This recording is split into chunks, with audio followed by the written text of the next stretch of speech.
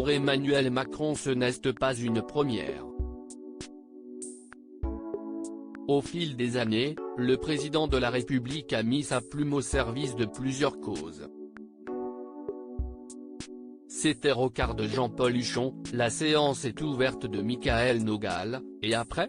D'Olivier Grégoire, l'État en mode start-up de Yann Algan. Tous ces livres ont un point commun, celui d'avoir été préfacés par Emmanuel Macron.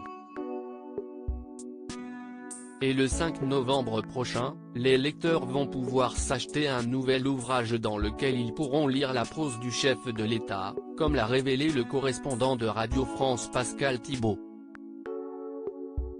Cette fois-ci, il s'agit d'un livre de photos de la Française Laurence Chaperon. Pendant plus de 20 ans, elle a suivi les déplacements d'Angela Merkel, en Allemagne et dans le monde, et publie un ouvrage de 200 pages de ses clichés. Et si Emmanuel Macron a décidé d'accepter de préfacer cet ouvrage, si est-il sûrement pour rendre hommage à la relation qu'il a tissée depuis son élection avec la future ancienne chancelière. Quand on a quelqu'un avec qui on est ami, on n'est pas d'accord sur tout mais on sort plus fort si on arrive à trouver un accord, si est ça l'amitié, expliqua-t-il à son sujet à BFM TV après l'ultime Conseil européen d'Angela Merkel. Et si leurs relations ont d'abord été conflictuelles, comme l'assume-t-elle, elles se sont apaisées ces derniers mois, notamment à cause de la pandémie de coronavirus. Angela Merkel n'est pas quelqu'un d'impulsif ni de manipulable, elle est convaincue progressivement, estimait Clément Beaune, secrétaire d'État auprès du ministre de l'Europe et des Affaires étrangères, chargé des affaires européennes, à l'AFP.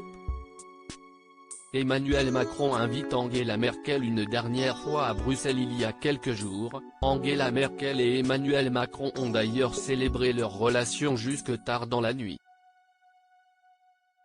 Cette veillée jusqu'aux aurores, ils l'aunent arrosé d'une bouteille de Château Martais, un grand vin de Bordeaux, comme le racontent nos confrères du JDD.